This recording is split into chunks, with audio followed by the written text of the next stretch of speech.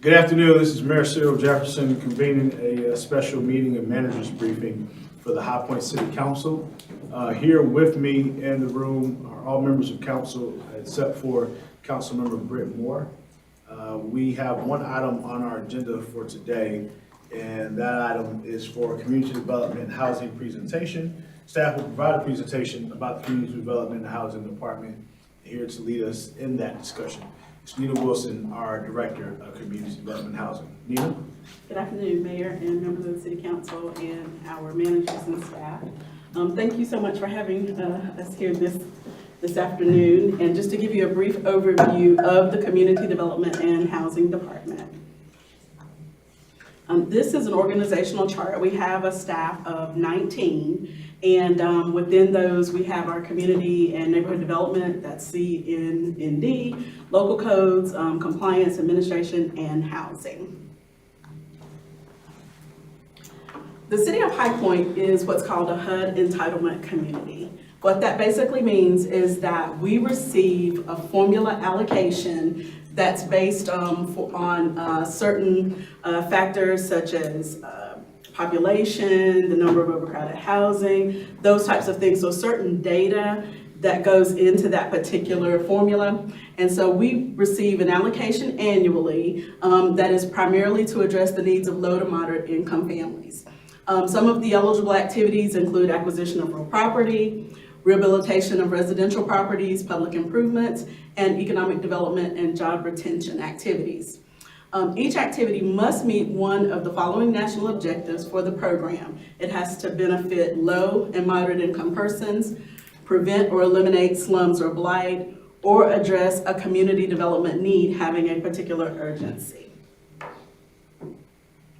The HOME program is the second allocation that we receive, and through this program, we're considered a participating jurisdiction, or a PJ. And again, it's a formula allocation. We receive these funds annually.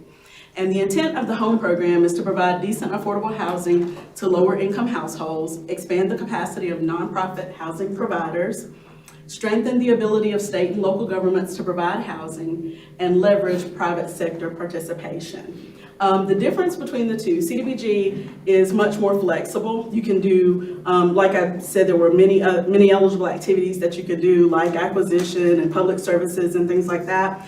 But the HOME program is specifically for housing and the development of housing. And in community development, our primary goal is to strengthen neighborhoods. Our goal is by providing decent, safe, and affordable housing for low to moderate income families, promoting community and economic development opportunities, assisting with provision of services for homeless and other vulnerable populations, and strategic code enforcement. And this is a chart of our income limits. These are the 2023 income limits. To qualify for our programs and to be eligible, families and households do have to meet what's considered our income limits. And the area median income for our MSA, or Metropolitan Statistical Area, which is Greensboro, High Point, that is $83,600. And what we look at when we talk about families have to be at 80% or below area median income, that's that last column where it says low income, 80% median. Those are the numbers and the limits that we actually use in qualifying individuals for our programs. These limits typically change. They come out usually around May or the 1st of June. As you can see, these were effective June the 15th. And so we will be looking for our new 2024 income limits to come out soon and to be published soon. And the fair market rents, HUD also publishes the fair market rents based on bedroom size. And these were effective October 1st of 2023. So they actually come out in the fall. And so as you can see this is what HUD considers to be fair market rent. That doesn't necessarily mean that that's what landlords and people are paying. But when we look at programs that are subsidized or funded with federal funds, these are the rents that we would look at. And when you see like a one bedroom, $1,042, we know that in many cases in some areas of our city, a one bedroom apartment is more than that. So it doesn't necessarily mean that that is the private sector fair market rent, or what they believe is fair market rent. Strategic planning is, of course, part of the community development when we look at our goals, objectives, the activities that we want to undertake. So every 5 years, we do a consolidated plan. And the consolidated plan is designed to help us assess affordable housing and community development needs and market conditions, and then to make data-driven, place-based investment decisions. And then out of that 5-year plan, we do an annual action plan. And what that does is describes the sources and uses and beneficiaries of programs that we would undertake during that particular program year. And this primarily identifies how the city will use our CDBG and our home investment partnership or home funds. And we also, of course, include, we receive state funding through North Carolina Housing Finance Agency, as well as local funding. So all of that is included in our annual action plan and in our consolidated plan.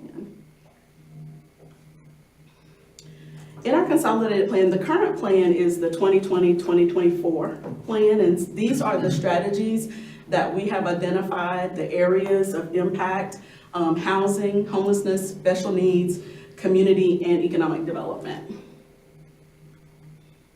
When we look at affordable housing, we have the emergency, urgent repair, or construction training program.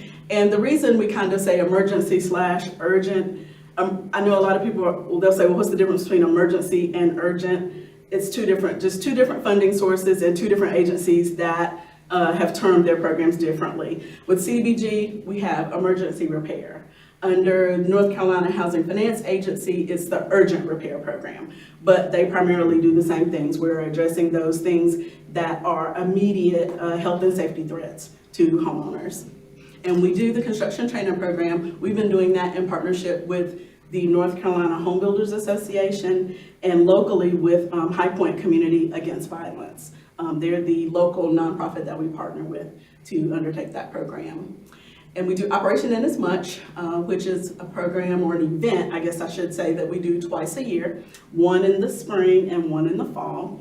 Our next Operation Inasmuch event will be in the Burns Hill community, and that's going to be on April 27th. On Saturday, April 27th. So if you're interested in volunteering, we can certainly get you that information. We have our down payment assistance and incentives programs. With the down payment assistance, we have basically two qualifying or eligibility programs or criteria. For the down payment assistance that is funded through our federal funding or home funds, there are income limits. That is a citywide program. Anyone that meets those income limits can qualify for down payment assistance. But as far as when we talk about a home buyer incentive, that is a program that is specifically designed for the core city. It is designed to help diversify the core, to bring in families and households that have more disposable income and those types of things. And there are no income limits for that program, but the property does have to be within the core city limits. And the maximum sales price on a house within the core city for that program is $300,000. So Nina, how many folks have taken advantage of these two programs over the last few years? Last 2 years, unfortunately, it has been down, and that is because of the market. We just don't have the available homes. And so what we found is that our home buyers that were eligible, that were credit ready, had been saving money, they just did not have the housing stock. There were investors and large, real estate companies that were coming in, purchasing those houses that were $200,000. So they were competing primarily against cash buyers. And of course, the seller's gonna go with a cash buyer. So on average, I'll just kind of say, pre-pandemic, we were looking at 35 on average, 35 a year. Now we're looking at roughly about 10. And a lot of that is just because of the housing stock. People, I would say that we probably have about 25 folks in the pipeline that if we had housing ready and available, they would be ready to purchase.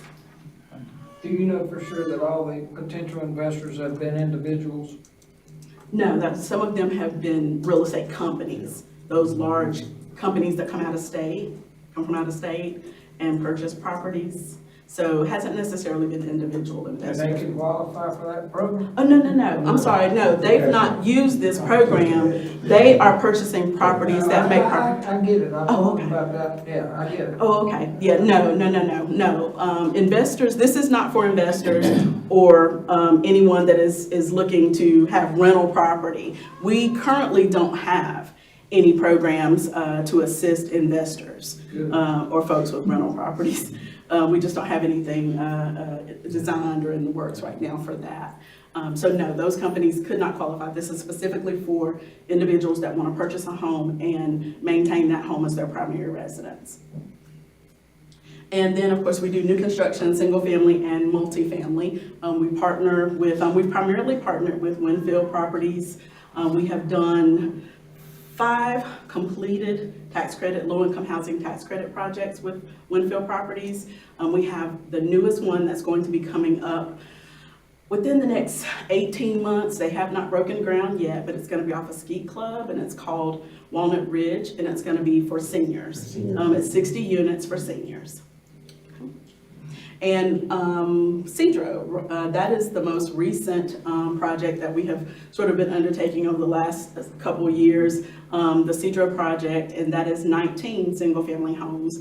And talking with Community Housing Solutions Director Gene Brown, he was telling me that they are getting ready to be under contract probably by next week on the last 6 units. So we will have that project wrapped up, and we are looking for land and property to move on.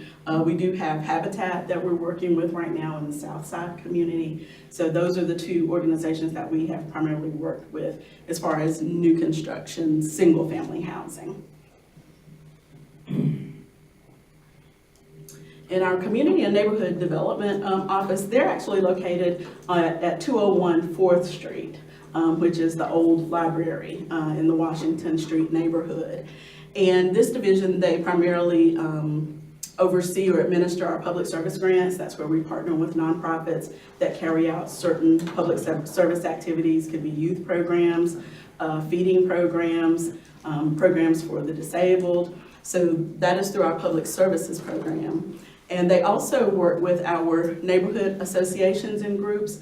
They help facilitate their meetings and provide technical assistance and facilitate some of those meetings with the neighborhood associations, really trying to help them, as we say, help the neighborhoods find their voice. That is what we want to do so that they are able to actually present and come to you all and express the needs and the desires that they have for their specific neighborhoods. So we work with them in that capacity. We also do the Volunteer Income Tax Assistance Program.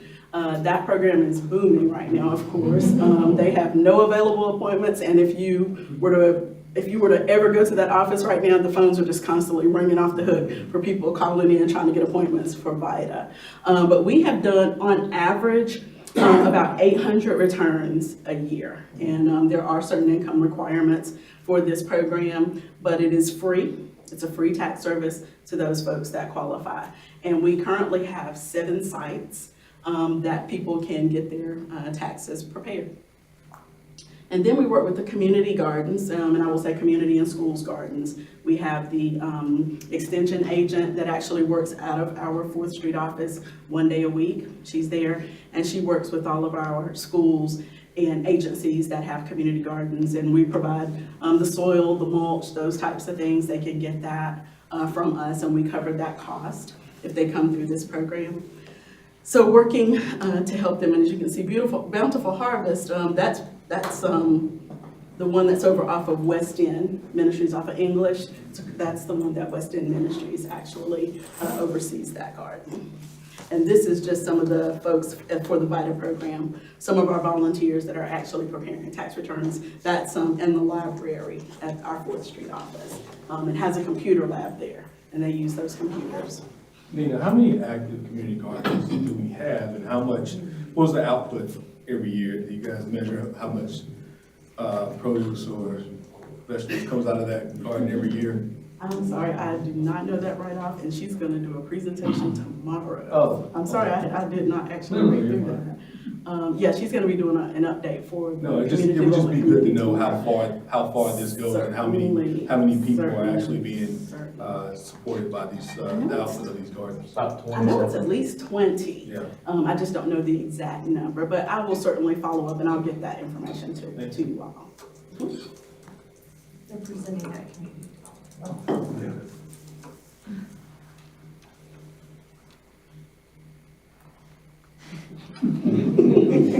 Got the answer here. 7 neighborhood gardens, 17 school gardens, 3 youth gardens, 12 community organizations, and 11 urban agriculture. Okay. So there's 50 total.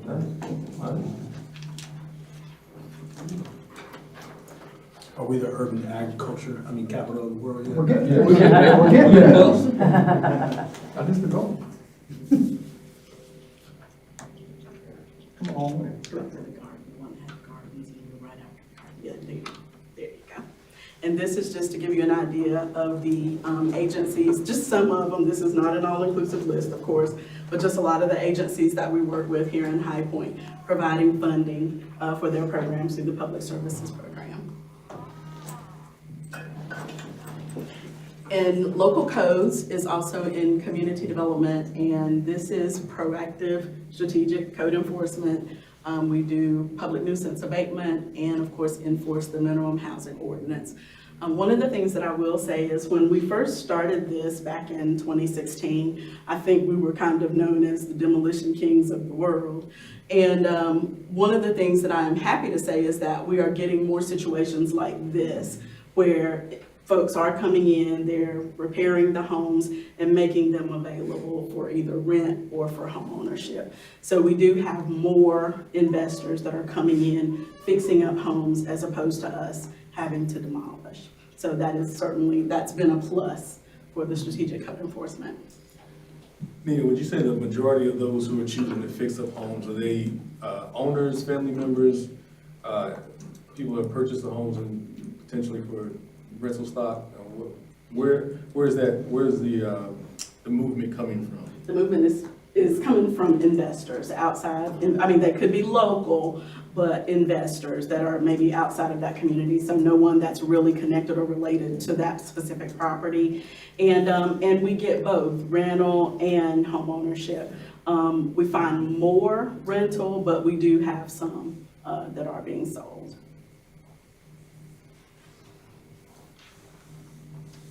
And that is the conclusion of my presentation.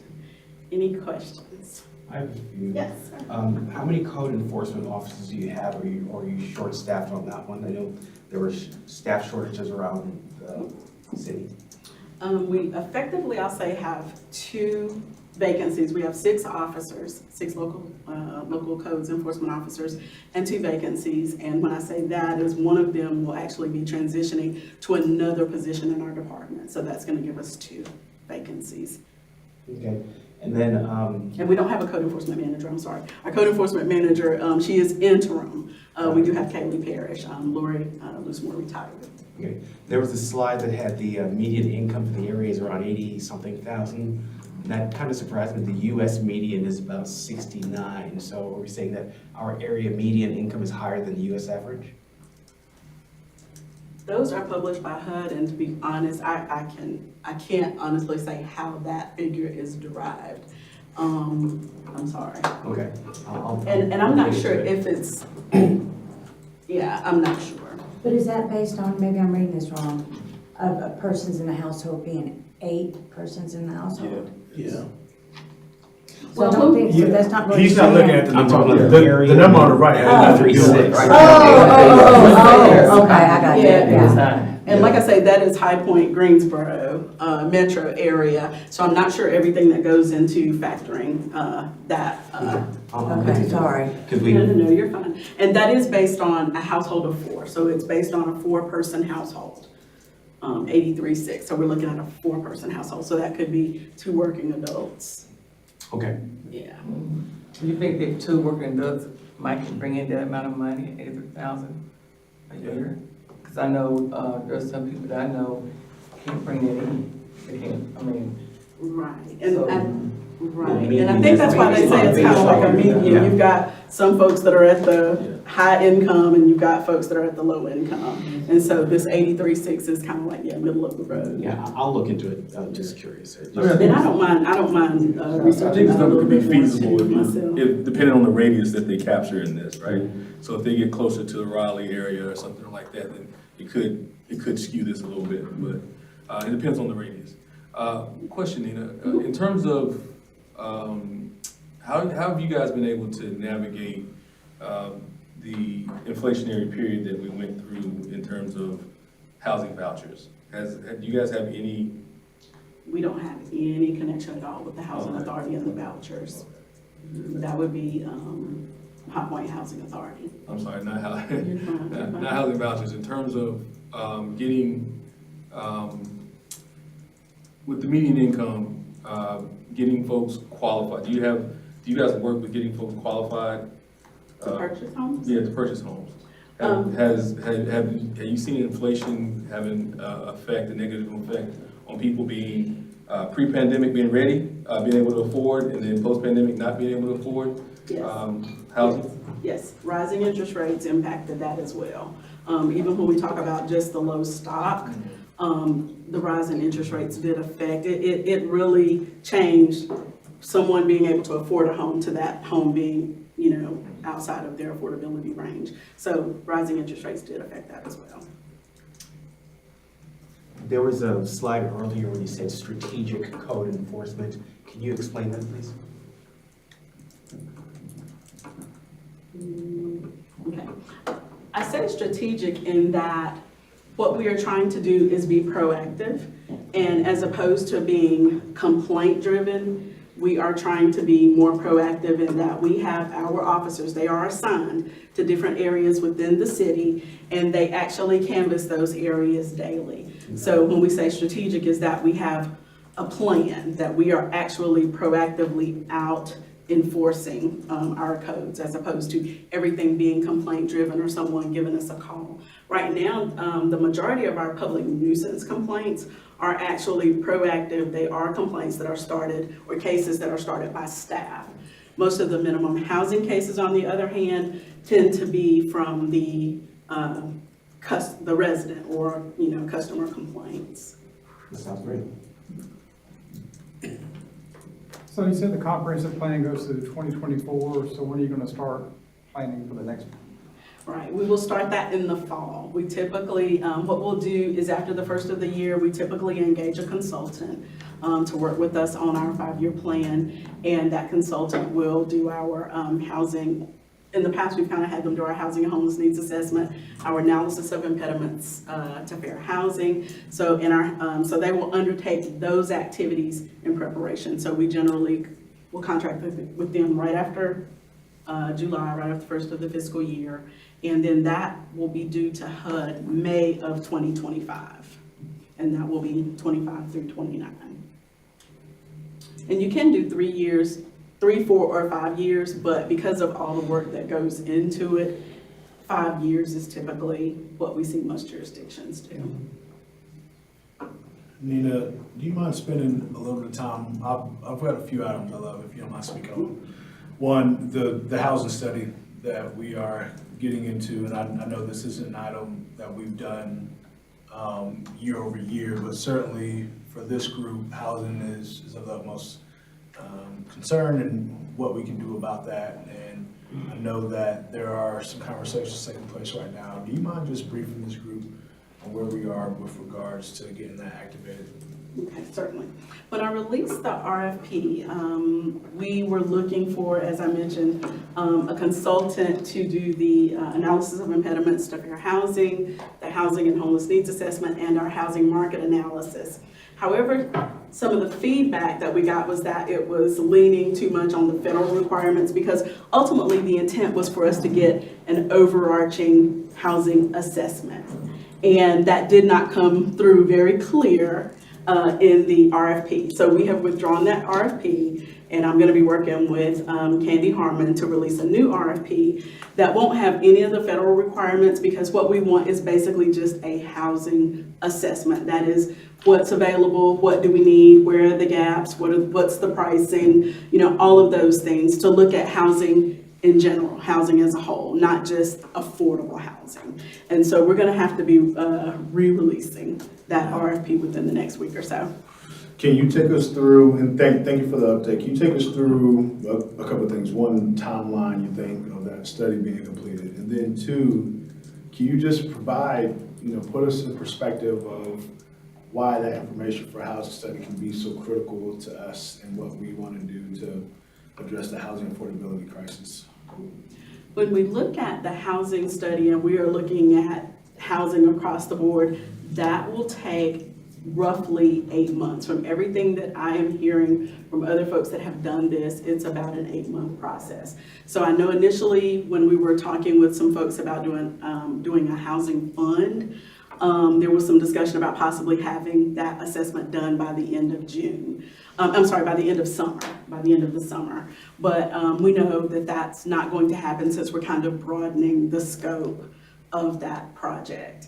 The reason that a housing assessment is important to us right now, of course, is because we do need to understand where our gaps are and where do we need housing the most. We hear all the time that we need 10,000 units. Well, do we know that's 10,000 units for folks that are at 30% and below area median? Or is that 10,000 units for folks that are 80 to 120% of the median? So to really kind of hone in and reach the target market that really needs the housing. So to really help us understand what is the missing, we hear a lot of people talk about the missing middle. I don't know if you all have kind of heard that, but that missing middle, which is that housing that's around 250,000 or so, because when we look at the housing market, there's no shortage of housing that is on the upper end. Developers are coming in, they're building these higher end homes.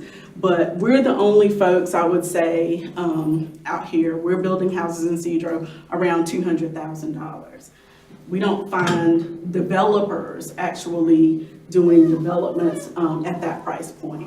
So that's what we need to address, is just really see exactly where are we, what do we need, whether it's home ownership, whether it's rental, so that we can make sure that we are investing our funds where they need to be invested. Thank you for that. Can you also, and I'm sure folks want to come back to the housing study piece here in just a second. You mentioned how a part of the analysis you all do, or looking at those impediments to fair housing, and this council just last month voted to approve fair housing, or at least, if I'm not mistaken, the ordinance of it. We already had some other sort of provisions in terms of staffing and some other pieces. I know you all have to do the analysis, but your read on how that decision we just took, how that impacts what you think we'll get in this next analysis. I think they certainly go hand in hand, for the simple fact that whatever barriers or obstacles that are identified in this analysis, that hopefully through the Fair Housing Action Plan, is that the FAP program, the assistance plan, Fair Housing Assistance Program, if there's funding attached to that, then it's possible that some of those obstacles and barriers can be addressed. So I certainly think that they could go hand in hand. Nice, thank you for that. And then the third piece I had, you talked about gardens and really how we've done some incredible work to address the issue of food insecurity in our community. One of the things this group has done over the past several years has been land rental for garden usage of some community gardens. Do you mind talking just a little bit about that? And I know I'm springing the question on you. So. No, and I'm sorry, the door made a noise and you said that we're using some of... So some of our available lots in like the core city, we are not giving them away, but we're renting them out for urban agriculture. Do you mind talking a little bit about that? Certainly. We do have a lease agreement with an organization that primarily works through or with Growing High Point. They are the ones that actually implement a lot of the gardening programs. And what we're doing is those lots that have been sitting vacant over some period of time, leasing those lots so that community gardens can be developed and be established in some of these areas. The one thing I will say is that my understanding was that, these lots would be used until they were needed for affordable housing. But as I've kind of looked at it, there's been a lot of investment, made into some of these lots and some of these gardens. And, it would be very difficult, I think, to change the use of those lots at this point. Yeah, that's a good key point. I think what I always liked about this particular item is that we know the challenges we had as a community when the data point broke, that we were, number 1, number 2 in the nation for food hardship, food insecurity. And granted, we still have challenges, but we moved down the pole a tad bit, where I think we're number 13 or 15 or something like that. I know Carl Beerley came in a few months ago to talk about it from the Food Alliance. And us being able to leverage what we have in terms of existing assets that are, quite frankly, underutilized, and seeing how we can put those to good use. And I think one of the pieces that I also noticed is that not only is it leading to, the creation of food, or sorry, not creation, but I guess cultivation of food, but there's something that happens at a neighborhood level when these kinds of spaces are activated in that way. If you know about the broken window theory or broken glass theory, which talks about how people feel when they see run down things in their neighborhood, then the antithesis could be said about seeing beautiful things like gardens and what it's meant to see really a lot of neighborhoods throughout the 27260 zip code be activated with these kinds of urban agriculture environments, and how good that's been, I think is certainly something that's commendable. And not just from a city standpoint, but like you said, some of our community partners who have been involved in that fight as well. And we've seen housing improvements near every garden that's been in the city. It's happened Yes. over and over and over and over. Yes, we've noticed that in neighborhoods where houses are being repaired, it might be a homeowner next door. We notice that they start to clean up their property a little bit. So it certainly does have that domino effect, whether it be a community garden, new construction going on, or housing repairs. It certainly does have a positive impact on the neighborhood as a whole.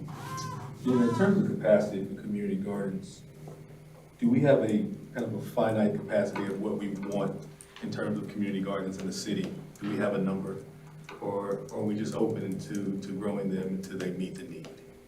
Right now, it has just been an open discussion. I have not seen anything that indicates that once we reach a certain point, that's it. But whenever we have lots that are available, I'll just give an example of a lot on Anderson Place that we know that we're not going to be able to use it for any other type of development. So it's ideal. It's in a floodplain, so it's ideal for a garden. So I think as those opportunities come up, we'll certainly look at using them that way, but have not seen anything as far as any indications of that program slowing down any. Yeah, I'd love to see if there's, how much of a correlation there is between our descent down the pole of being food insecure and the number of gardens. I'd love to see if there's some data point that we could draw some correlation between the improvement that we've seen in food insecurity and the number of gardens we produce. We can certainly work on that. Yeah, and Michael, even with your question, it's making me think about how some of our work has been very targeted towards core city development and improvement of tax values. And Greg, I know at one point we tracked tax-based improvement around the Catalyst area. I don't pretend that we understand in all of our core city neighborhoods where we see that kind of growth, and where we see growth, what you're able to attribute it to, I imagine, is probably what comes up. But I know if we've got this focused strategy to continue to invest in core city, seeing that ROI, could be beneficial. I'll add one more thought. I appreciate all the discussion. I love all that we're trying to do, but you brought up the missing middle, which is, we have these terms and things that come along with. The missing middle is no surprise. For 30, 35 years now, you have heard many advertisements, and some of you may have got the real bargain deal because we eliminate the middleman. Well, that's where they went. So it shouldn't be any surprise to anybody why we're here. Some people have been screaming it for decades. And it's a bigger macro thing that I get told. I'm always talking about the bigger picture. Well, that bigger picture dominoes down. That was a knock on the table for those wondering online. That was Those listening who were wondering what was going on. That was my head. And if I could, just kind of plug our housing summit that's going to be coming up. The High Point Housing Coalition will be doing the annual housing summit. It's going to be the future of affordable housing, and that's going to be April the 5th at City Lake Park. And if you're interested, we start the day off with a bus tour, and that will be going into the neighborhoods, taking a look at the projects that we have undertaken, single family as well as our multifamily projects. So we're still working through finalizing that agenda, but if you would just kind of save the date at City Lake Park. And we're looking at roughly 9:30 to about 2 or 3, something like that, because there'll be panel discussions and keynote speaker and all that good stuff too. Well, Nina, thank you so much. I think just, if there's any questions for Nina and team, let's feel free to share them. Were you about to chime in on something, Greg? I have an item when you're ready to wrap it up, related to housing. Okay. I was gonna say, I've got some thoughts on housing too, but we can transition together. Nina, thank you so much. Will you hang around until the end of this in case we've got other thoughts that percolate you'd be germane to? Thank you so much. Thank Greg? you. Interesting timing. The manager asked that we give you a copy of an article that appeared in North Carolina Business, and it's at the dais, and it relates to the private sector work done by Pinnacle Financial Services. Very nice 2-page write-up that was in the March issue, and the last couple paragraphs in particular are very highly, good things were said about the city. So I think if you have a time to read that, take a look at it. Great. Nice. Greg, thank you for that. Pinnacle certainly has been a partner in some of the work we've been trying to do to build more housing.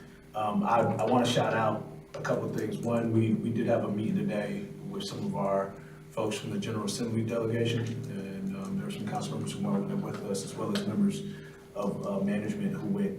And I can tell you all, one of the top things that was discussed was housing. A number of our asks, both from a joint legislative request standpoint, as well as our own individual projects, very much focused on housing.